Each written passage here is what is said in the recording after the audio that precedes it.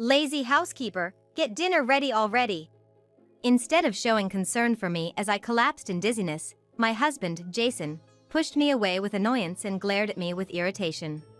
Seeing his behavior drained the color from my face, and as I slumped to the floor, he just ignored me and started watching TV. Unbelievable. As I stood there, stunned by the scene, suddenly someone appeared from behind and said to him, "Is that all you've got to say?" Immediately, Jason turned around to see the source of the voice and his face went pale with shock. My name is Marilyn Watson. I'm a 34-year-old homemaker, and I've been married to Jason, who's 5 years my senior, for almost 2 years now. For these 2 years, my life has been hellish. Jason was like, "What's this terrible food? Didn't you learn to cook from my mother?" For the first year of our marriage, I lived with Jason's parents. It was what they'd call training, I guess. Jason was a total mama's boy, and my mother-in-law, in today's words, was a real helicopter parent. She was very strict about manners, and wouldn't tolerate any backtalk from me. She was a prime example of a toxic person. A woman should be like this, and respecting your husband is a given. A wife who doesn't prioritize her husband is just useless. Growing up in such an environment, Jason once muttered shortly after our wedding that he was looking for a wife like his mother. Unaware of this, I fell for his words, and after getting married, I was subjected to a hellish life. "Marilyn, honey, I really want you to support Jason. I'm gonna be tough on you, even if it means being hard-hearted. It's all to ensure that you both have a harmonious family. Please bear with me." True to her words, from the day we moved in together, I was treated like a servant. Doing chores was just the tip of the iceberg, constantly having to read their moods was a given. I had to wake up before everyone else and wasn't allowed to rest until everyone had left for work. I'd start eating after everyone else and had to finish before everyone. If I didn't, I'd get a 1-hour lecture. If the food tasted even slightly off, both my mother-in-law and Jason would take it out on me. Day by day, they successfully molded me into a submissive wife who wouldn't dare oppose her husband. Now I'm afraid to express my opinion to him, and if his mood seems off when he comes home, I'd nervously share meals with him, always on edge. Looking back, I really question how any of this was supposed to promote a harmonious household. But at that time, I was so overwhelmed that I didn't even have the energy to question it. "You really don't have a handle on housework, do you? What did your mother teach you? I feel like it'd be easier to train a stray cat than to teach you." About a week after I moved in with my in-laws, the true nature of my once kind mother-in-law began to show. After that comment, I was subjected to daily sarcastic remarks. "It's a given to mop the hallways, and there's no room for even a speck of dust. You should prepare the broth and serve homemade meals to my husband. No matter how busy you are, you can't cut corners." To top it all off, I was even told to wash clothes by hand. Even though there was a perfectly good washing machine right in front of me, I wasn't allowed to use it. Being a homemaker and having all this free time, and yet you want to go for convenience? A true wife works her fingers to the bone. I've never seen a wife who's so set on taking the easy way out. While she shouted these complaints, my mother-in-law had no qualms about using the washing machine herself. The environment was unbearably harsh. I did confide in Jason, but he wasn't supportive. "How could you insult my mother? What kind of upbringing results in such a person? My family is perfect. Maybe it's your fault, and that's why she's being strict?" Jason never acknowledged any wrong on his mother's part. He frequently used the term train as if I was no different from a dog or a cat. He believed his mother was right, there was no doubting what she said. It was as if he was a true believer. It seemed as if he was brainwashed, not willing to listen to my side, always blaming me. My mother-in-law found out about this, and from the next day, I was only allowed to go shopping on foot. No matter how far I needed to go, she even started saying that I couldn't use public transportation. She was like, "You should live in a traditional style from now on. The sloppiness in your life is evident from the way you carry yourself." I had to welcome my husband in a uniform and serve meals as soon as he arrived home. Sitting in chairs wasn't allowed. What I was doing surpassed mere nitpicking by a long shot. I thought about running away, but I had no parents, and my only sibling, Austin, was married and living abroad. I didn't have anyone I could easily turn to for help. I cried almost every night, my spirit breaking bit by bit. By the time we finished training and started living only with Jason, I had lost a lot of weight and was both mentally and physically exhausted. Please, Jason, I'm not feeling well. Could you let me see a doctor? A week after we started living together, plagued by nausea and headaches, I brought up my health concerns to Jason. We hadn't been intimate since our wedding, so there was no chance of pregnancy. Given that, maybe I really am sick. The intense headache makes it hard to even sit up, and my body feels faint like I'm anemic, refusing to cooperate. I can tell my body is screaming for help. It's clear even to me that it's severe. It's not something I could bear or will away. With a pale face, I told Jason about it. He responded with an irritated tone, dismissing my plea. What do you mean you feel bad? Be specific. You always leave out the important parts. Maybe it's because you've always been pampered. You expect people to just get you. Maybe that's why you can't even take care of yourself. I'm tired, don't waste my precious time with your vague words. Speak up and be clear, and stop annoying me. My ears hurt more hearing his sarcastic complaints while feeling so ill, making my headache even worse. I regretted getting married in this maddening situation. He never showed any signs like this when we were dating, but as soon as we got married, he changed.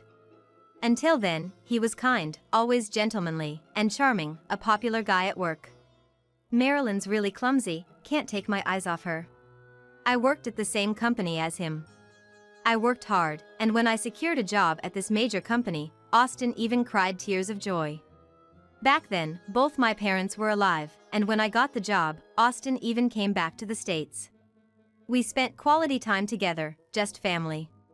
If you ever face any challenges, reach out anytime. Even if I'm far away, I'm still your big brother. Austin truly cherished me. There were parts of Jason that reminded me of Austin's kindness. He was understanding of my clumsy nature, intelligent, and the go-to guy for everyone. He was like an older brother figure I looked up to. I fell for his warm nature. I have a headache, feel nauseous, and I'm dizzy. I'm gonna go to the doctor and get some medicine. Please, can you give me the money for the consultation? The kindness I felt from him in the past is nowhere to be found now. There's not a trace left. Now, he's like a completely different person. He's so harsh, it's almost demonic. He doesn't see me as a human being. He looks at me with disdain, as if he's looking at trash. I've come to fear him. It's all just you being spoiled. I wasn't expecting him to give me the money easily, but I was at a loss for words at his unexpected response. You have it easy as a homemaker, and yet you always seem to be whining. What in your life could be causing dizziness, nausea, or headaches? Are all these just excuses to avoid housework? I'm not saying this out of any ill intention. You don't even work outside, and you complain about headaches? Give me a break. Just take some over-the-counter meds and get over it. I won't tolerate any unnecessary spending. The family's finances were entirely covered by Jason's salary. He couldn't manage anything around the house and had expressed before marriage that he wanted me to handle all the housework. He was like, "Don't worry about money. Whether we have 3 kids or 4, I'm gonna work hard and provide. I want you to do the things I can't."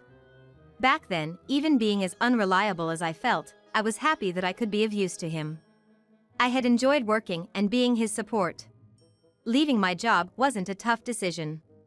I believed we would have a happy life together, but this is what it has come to. I've become trapped in my life, much like a bird in a cage. I can't take it anymore, someone, please help. He doesn't even consider my health issues. After Jason reached his breaking point and stormed out of the living room, I collapsed on the spot and couldn't stop crying. I don't even have the energy to fight back against the overwhelming sadness. I want to disappear. I'd rather end my life than continue living like this. Mentally and physically exhausted, I left the house without telling Jason. After walking for a while, I found myself near the place where my childhood home used to be. Having run out of the house barefoot, my feet were now battered and bruised. I don't even have the energy to walk anymore. It was the beginning of a chilly season, and the cold wind cut through my light clothes, making me shiver. I wonder what would happen if I just laid down here and let the cold take me. Could I find peace in the afterlife? With those thoughts in mind, I slumped down in front of my now abandoned childhood home, collapsing onto the ground. I can't think anymore. I don't want to think. I just want to disappear. That's what was on my mind at the time. In a hazy state of consciousness, I heard someone calling out to me. Hey, hang in there! Open your eyes! I didn't recognize the voice. But, strangely, it felt familiar. As I tried to focus, my consciousness faded away. When I came to, I was staring up at the ceiling of an unfamiliar house. Slowly opening my eyes, I noticed the warmth of the room and the scent of freshly baked bread nearby. Struggling to sit up and assess my situation, I realized someone was there with me. Before I knew it, there stood a man, slightly older than me, evoking a sense of nostalgia. What? Growing wary of this stranger, he burst into hearty laughter upon seeing my scared face. What's the matter? Don't you remember me? Well, can't blame you. It's been over 20 years. Listening to his joyful voice and words, a memory flashed back. Is that you, Bob? You got it. It's been ages, Marilyn. I happened to pass by your childhood home and found you collapsed. What on earth were you doing there? Bob Collins used to play with Austin and me until middle school. He was a childhood friend of mine and remained a close friend of Austin. He moved away in high school, but apparently, he and Austin have been keeping in touch all these years. He's now running a transportation company and is a father of 2. I had no idea you were around here, Bob. I was visiting my grandma's grave and decided to bring the family for a trip. But more importantly, what happened? You were so cold, I rushed you to my home. Bob's wife, a nurse, had checked my condition and determined that I just needed some rest. From there, Bob gently asked about my situation. His wife sat next to me, shedding tears listening to a complete stranger's tale, and held me close. We can't let this stand. If he's treating you so poorly, you should just divorce him. I wish I could just run away from that house. But I have no family or friends to turn to. Bob's wife's words mirrored my own thoughts. I could tell she understood my situation. Tearfully, I continued to share my story, and she was at a loss for words. If you had a place to live and a job, that would solve it, right? While we were talking, Bob, who had been listening intently, suddenly spoke, looking for confirmation. I was puzzled by his question and looked at him, not quite grasping his intention. Then, he made a phone call. After finishing, he turned to me with a bright smile. Marilyn, we're gonna help you out. Leave that place. I'll back you up. Not understanding what I was told, I was bewildered. Bob gave me a reassuring smile, saying, "Leave it to me." For a while, I ended up staying at Bob's house until I felt better. Bob's wife made a call to Jason on my behalf. When confronted with someone else, he didn't utter a word, and he didn't try to force me to come back. Being away from Jason, perhaps mentally I felt a bit more stable, and my health improved. I could tell that Bob's wife genuinely cared about me. Thankful for her words and concern, I decided to lean on them a bit. Resting was my top priority. After about a week, Bob suggested that I should go back home. Encouraged by his strong words, I decided to go home. Bob accompanied me to the doorstep, where Jason greeted us with a flustered look. He wasn't his usual stern self, he seemed more concerned about my health. But there was something about his demeanor that scared me. Then, as if to keep me away from Bob, he pulled me into a tight embrace, letting out a deep sigh.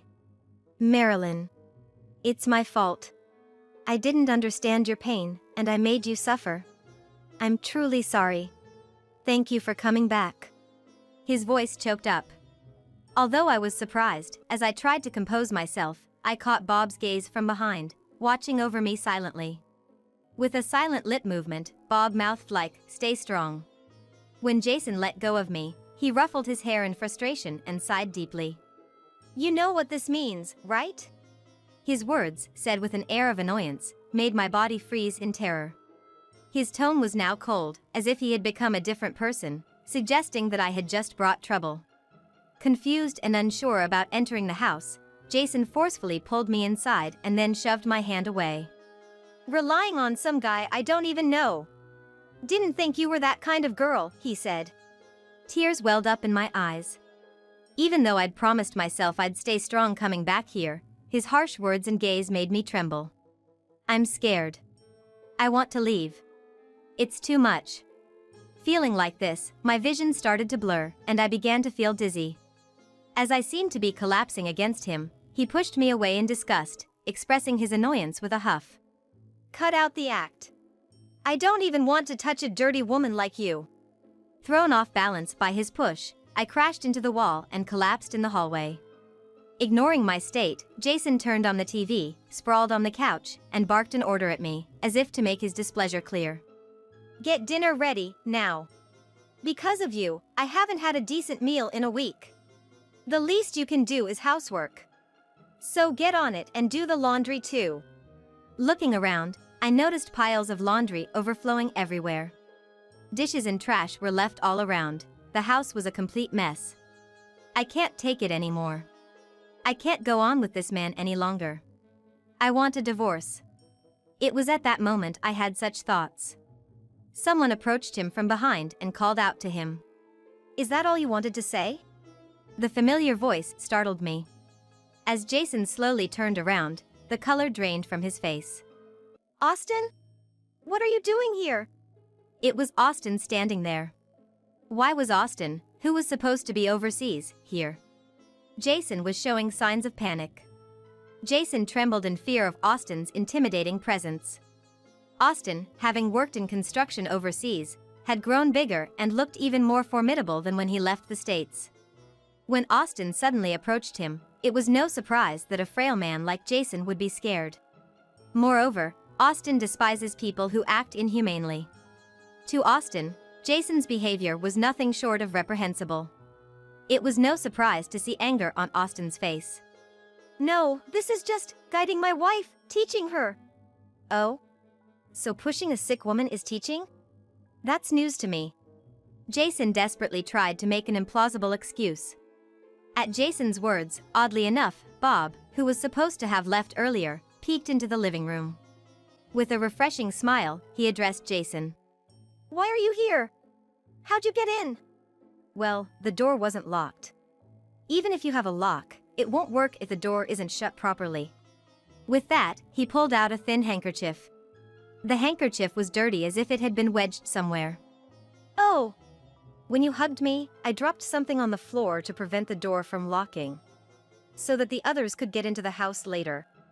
I'm looking a bit wobbly, was supported by Bob's wife and managed to stand up. Jason's expression, alternating between looking at me and the faces of Austin and the others, was tinted with panic and fear. After hearing the reveal of how Bob and the others got in, Jason realized this had been planned from the beginning. He had always dumped all security concerns on me, so it was obvious he wouldn't check the locks. Once the door closes, it locks automatically. With that in mind, it was easy to imagine him not bothering with the front door. I've heard everything from Marilyn. Seems like you've gotten real close with my sister while I was overseas.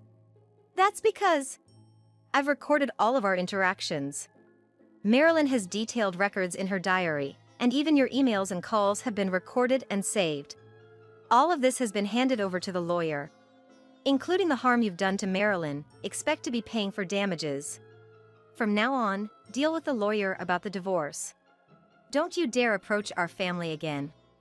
Everyone glared at Jason, as if to protect a trembling me, making it clear that not a single person was on Jason's side.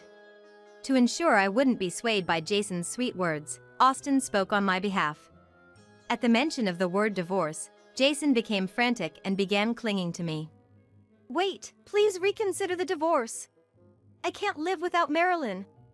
Jason tried desperately to play the pitiful card. He probably did need me in many ways, but his words no longer reached me. I knew the real meaning behind his words, to use me, to have an easy life, to take out his daily frustrations on me. I wouldn't fall for his sweet words anymore. Bob and Austin stepped in to protect me from Jason's desperate attempts.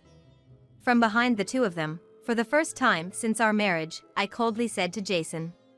There wasn't a single moment of happiness in our married life. All I thought about was how to escape. Who'd want to stay in such a house? I want nothing to do with you. Stay away from me. Perhaps because I had never raised my voice before, Jason stopped resisting out of shock. Devastated by the unbelievable scene before him, he seemed to lose all strength and collapsed on the spot. Finally, I was free from Jason's clutches. Once things calmed down, I headed to the hospital accompanied by Bob's wife. I was diagnosed with depression. To get some rest, I stayed at Bob's house for a while. Based on Bob's suggestion, I decided to recuperate there before starting my new life. We're here for you. Everything's gonna be alright. If that man tries to come around, I'll chase him away. Just leave it to me. Austin and I were truly grateful for the reassuring words and the warmth of the two kind souls. The reason Austin had returned to the States was due to a call from Bob. It turned out that Austin was the one Bob had been on the phone with, and Bob had explained my situation, urging him to come back right away. Why didn't you rely on me? Of course, Austin, who had come back, scolded me, but he knew I wasn't good at leaning on others. Austin regretted not coming here sooner to check on me and hugged me multiple times. Thanks to Bob arranging for a lawyer and a place to live, this situation was resolved smoothly. From now on, live with us over there. It might be tough to adapt at the beginning, but my wife and our friends will support you fully. Don't worry. Saying that, he offered me a job at his company, and everyone there welcomed me with open arms. As for Jason, he and his mother were sued by us for emotional abuse and are now buried in debt. Before I left the States, I met with my former colleagues and explained the circumstances leading to the divorce, resulting in Jason losing his standing at the company. Having lost his credibility, he felt uncomfortable at the company and resigned soon after. Now, he's living off his parents and doing odd jobs here and there. Although I received a letter of apology from him, saying he'd learned his lesson from this ordeal, I, of course, didn't believe a word and made sure to get compensation from him. And so, my long and tumultuous journey came to an end, and now I'm enjoying a peaceful life overseas, surrounded by kind-hearted people.